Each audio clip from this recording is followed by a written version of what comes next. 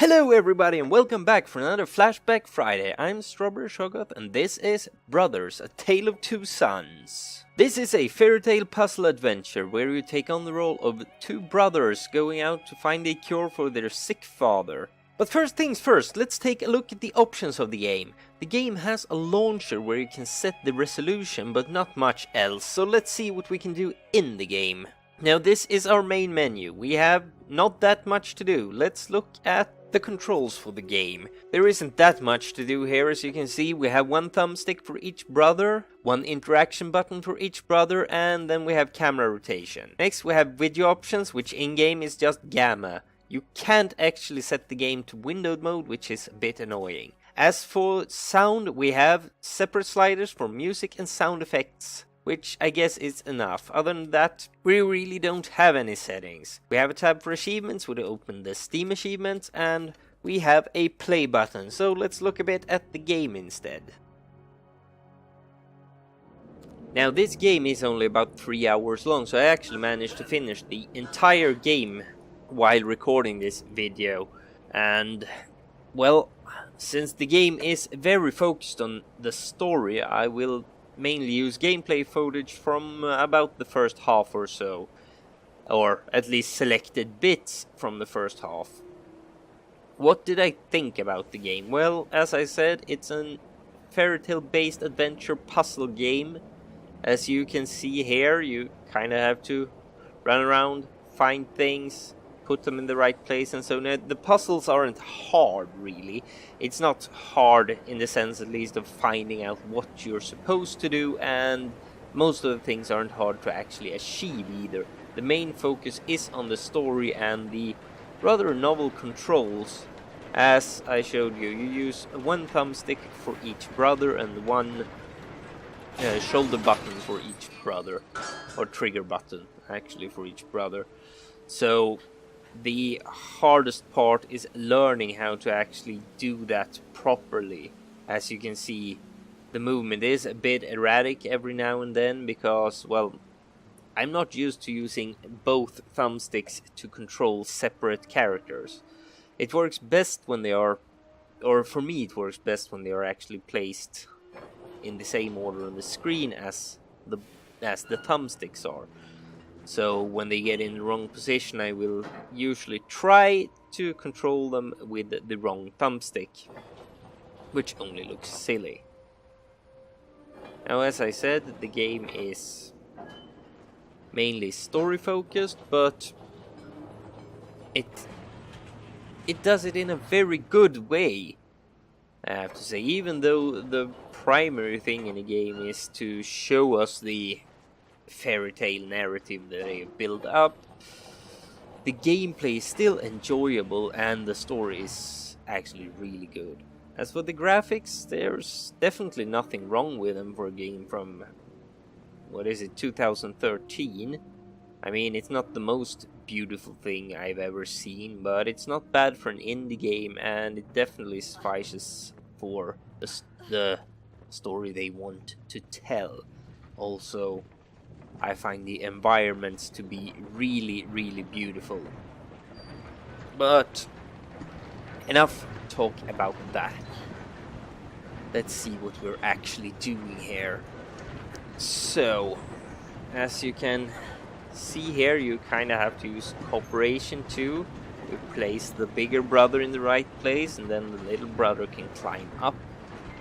And after that, of course, how are we gonna get the big brother up? Well, there isn't a rope, so in this case, the little brother has to run up and fail to hang on the chain, then do another try so we can stop the wheel so bigger brother can climb up, as we see here. Now, an important thing here is obviously not to let go of the little brother's interaction button, because that would result in a failure and a reload from the nearest checkpoint is the word I'm looking for. I have to say how these environments are beautiful, all of them, basically throughout the game. I will be showing you footage from a couple of other areas too, but as I said, I'm trying to keep it to the first part of the game because I don't want to spoil anything.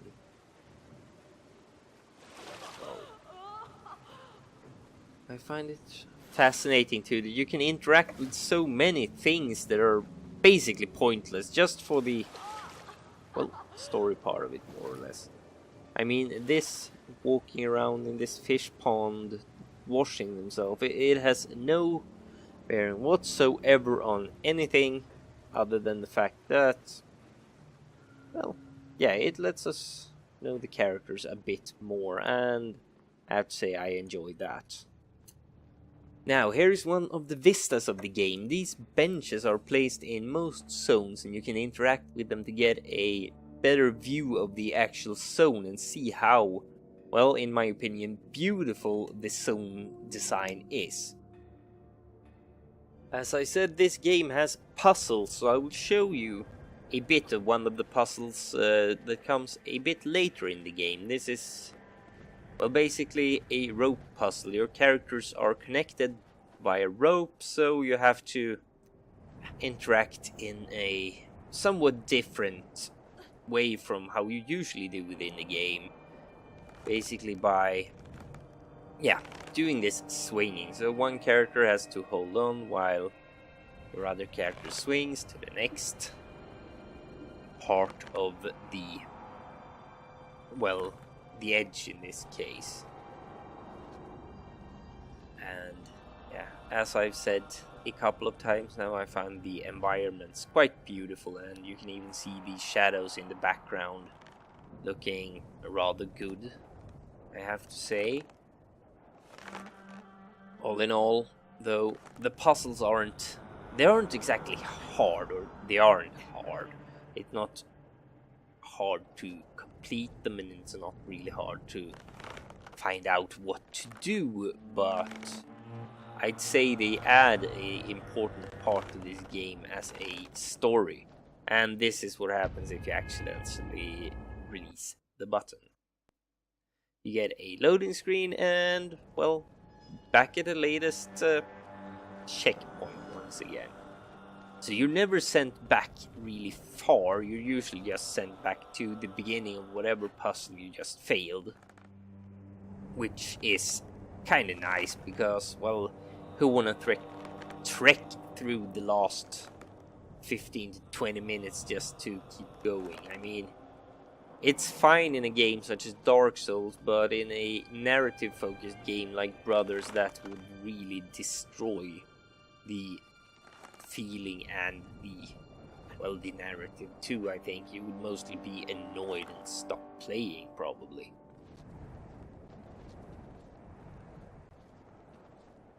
With that said, yeah, this is basically how the rope puzzle works. Oh, and the music in this game, by the way, it's great. Or the background sounds, I'm not sure. Yeah, there is music mostly, but you hardly hear it when you're playing, but it really adds to the ambience of the game. And here we've finished the first part of this puzzle. Now this goes on for a bit more, but yeah, you get the drift of how it works.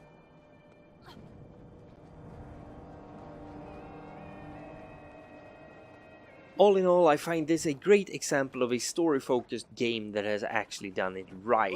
Rather than just being a walking simulator, there is gameplay, there is possibility of failure, there is tension in the game, but the story is always the main focus. I mean, whether you're trying to scare off wolves, fighting trolls, or flying kites, the actual activity in itself holds a, admittedly, very minor challenge, but at least there is always a chance of failure. But when you fail, you're never sent back far, and it's never hard to realize what you did wrong. Usually you stopped pressing a button or got confused about which brother you were supposed to control, or rather which button and thumbstick you were supposed to use. Even the boss fights, well, yeah, there are a couple of boss fights. Even the boss fights are rather easy in themselves, and they never feel like just a random boss fight for the sake of a boss fight. They are a part of the narrative, and they give you, well, I wouldn't say important information, but they fit into the story, they fit into the fairy tale style, and they are generally quite enjoyable. They're not hard, you usually can figure out what to do in 1, possibly 2 tries, and it's also usually quite easy to complete them, but at least they're there. Other than that, the game also offers some opportunities for exploration, because there are, well, hidden things, hidden small nuggets of world building and story hidden throughout the game, so there is a reason to not just run straight for the goal as fast as possible, but rather take the time, enjoy the scenery, look around, see if you find something hidden, and, well, mostly enjoy the journey, because that's what this game is. It is a journey. There is a clear end point, there is a clear narrative to follow, and an important goal, an end point of the journey, something you're striving towards. But at the same time, it's also a very beautiful journey that you're on. I have to say, the aesthetics of the game was very pleasing in my opinion, and since the game has a chapter select, I'm actually tempted to play through some of the chapters again, just to look for some of the things I missed and, well, spend some more time looking around, seeing what I find. With that said, the game is easy. You will complete it in about 3 hours with no real problem if you can actually manage the control method. The game has some sort of keyboard support, but I actually never tried it because, well, the game is made for a controller, it's recommended that you play it with a controller, and I can't really see how a keyboard can replace the analog sticks in any satisfying way. Now, it feels like there is a limited amount of talking I can do about the gameplay in a game where you use 2 analog sticks and 2 buttons, since the primary part of the game is the story in itself, and I really don't want to spoil it. I mean, if you really want it spoiled, then I suggest either playing the game or just looking up a Let's Play at YouTube, because I'm sure someone has put at least one up. To finish this video off, I will leave you with the brutal murder of a troll by 2 little boys. Hope you enjoyed it, and see you next time.